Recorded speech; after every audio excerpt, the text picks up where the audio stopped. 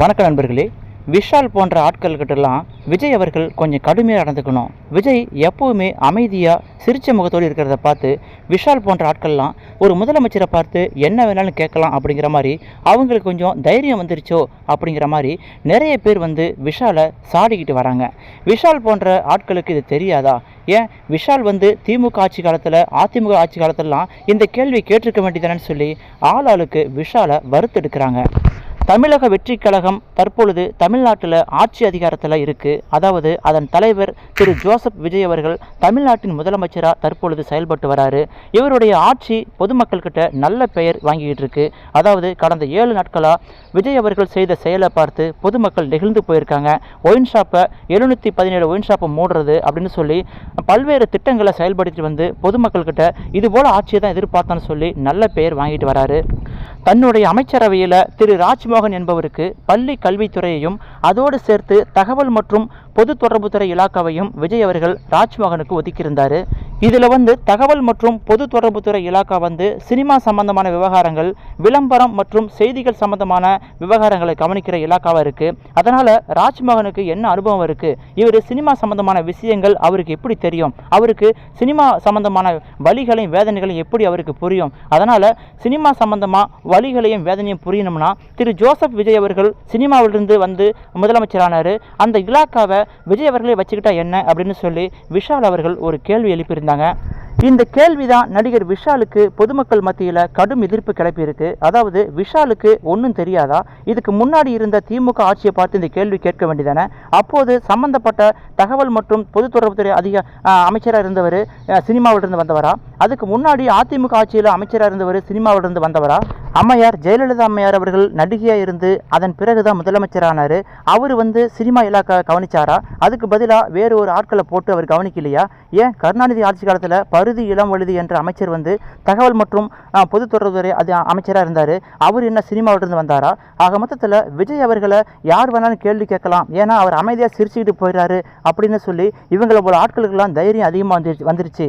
அதனால தான் இப்படி விஜயை பார்த்து, ஒரு முதலமைச்சரை பார்த்து நீங்கள் அந்த இலாக்கா கவனிக்க வேண்டியதானு சொல்லி அவங்க கட்டளை போடுற மாதிரி பேசுகிறாங்க அப்படின்னு சொல்லி பொதுமக்கள் மத்தியில் நிறைய எதிர்ப்புகள் விஷாலுக்கு எதிராக திரும்பி இருக்கு.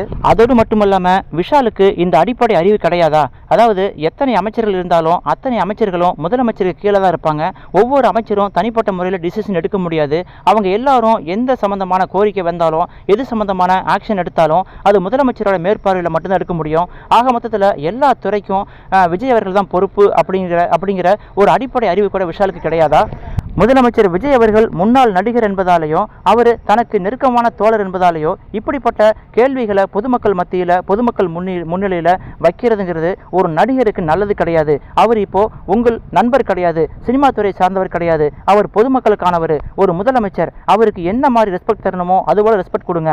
முதலமைச்சரை பார்த்து நீங்கள் இந்த இலாக்காவை எதுக்கு அவருக்கு ஒதுக்குனீங்கன்னு சொல்லி கேள்வி கேட்கறதுக்கு உங்களுக்கு என்ன அதிகாரம் இருக்குன்னு சொல்லி விஷாலுக்கு எதிராக பொதுமக்கள் நிறைய பேர் கருத்து சொல்றதை பார்க்க முடியுது. அதுவும் இல்லாமல் ராஜ்மோகன் அவர்கள் அரசியலுக்கு புதுசுங்கிறதால அவர் இதுக்கு லாய்க்கு பட மாட்டார்னு சொல்லி நீங்க எப்படி ஒரு அமைச்சரை நிராகரிப்பீங்க, ஒரு அமைச்சரை அலட்சியப்படுத்துவீங்கன்னு சொல்லி நிறைய பேர் கேள்வி கேட்கறத கேட்க முடியுது. ஆக மொத்தத்தில் முதலமைச்சர் ஜோசப் விஜய் அவர்கள் தன்னுடைய சுபாவத்தை கொஞ்சம் மாற்றிக்கணும். அதாவது இதுபோல் ஆட்கள்கிட்ட கொஞ்சம் கடுமையாக நடந்துக்கணுங்கிற மாதிரி நிறைய பேர் சொல்கிறதையும் கேட்க முடியுது. விஜய் அவர்கள் சிரித்த முகத்தோடு அமைதியாக ஒவ்வொரு விஷயத்தையும் கடந்து போகிறது, இதுபோல் ஆட்கள் கேள்வி கேட்கறதுக்கு வசதியாக போகுதுன்னு சொல்லியும் தன்னுடைய ஆதங்கத்தை வெளிப்படுத்துறதையும் பார்க்க முடியுது.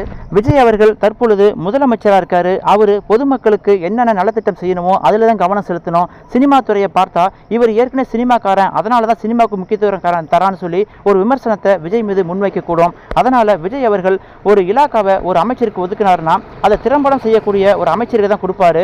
அதன் மூலமா அவர்கள் என்னென்ன செய்யறாங்க, என்னென்ன குற்றம் செய்யறாங்க, என்னென்ன தவறு செய்யறாங்கன்னு சொல்லி விஜய் அவர்கள் மேற்பார்வையில் தான் எல்லாமே நடக்கும். ஆக மொத்தத்தில் விஜய் எது செஞ்சாலும் சரியாக தான் செய்வாருன்னு சொல்லி விஜய்க்கு ஆதரவான குரல் வலுத்துக்கிட்டு வரதையும் பார்க்க முடியுது. மக்களே நீங்க சொல்லுங்க, போன திமுக ஆட்சியில் சினிமா சம்பந்தமான துறையை கவனிச்சவர் சாமிநாதன் அப்படிங்கிற அமைச்சர், அதுக்கு முன்னாடி அதிமுக ஆட்சியில் கடம்பூர் ராஜு அப்படிங்கிற ஒரு அமைச்சர் கவனிச்சாரு. இவங்கெல்லாம் சினிமா துறை சார்ந்தவர் கிடையாது, இவங்களுக்கு சினிமாவுக்கும் சம்பந்தமே கிடையாது. ஆனால் விஜய் அவர்கள் ஆட்சி காலத்தில் மட்டும் விஜய் அந்த துறையை கவனிக்கணும், சினிமா துறையில் சம்மந்தப்பட்ட சினிமாவில் எக்ஸ்பீரியன்ஸ் ஆன ஒரு நபர் கவனிச்சாதான் சரியாக இருக்கும், அதை விஜயை எடுத்து நடத்தினா என்னன்னு சொல்லி விஷால் கேள்வி கேட்பது சரியா தவறாங்கிறத பற்றி உங்களுடைய கருத்துக்களை மறக்காமல் கமெண்டில் சொல்லுங்கள். இந்த வீடியோ பிடிச்ச பிடிச்சிருந்தால் லைக் பண்ணுங்கள், உங்கள் நண்பர்களுக்கும் வீடியோ ஷேர் பண்ணுங்கள். அடுத்தடுத்த அரசியல் நிகழ்வுகளை நீங்கள் உடனுக்குடன் தெரிந்து கொள்ள வேண்டுமென்றால் நமது சேனலை மறக்காமல் சப்ஸ்கிரைப் பண்ணிக்கொண்டு ஆதரவு தாருங்கள். மீண்டும் அடுத்தடுத்த வீடியோவில் தொடர்ந்து மீட் பண்ணலாம். தேங்க்யூ ஃபார் வாட்சிங்.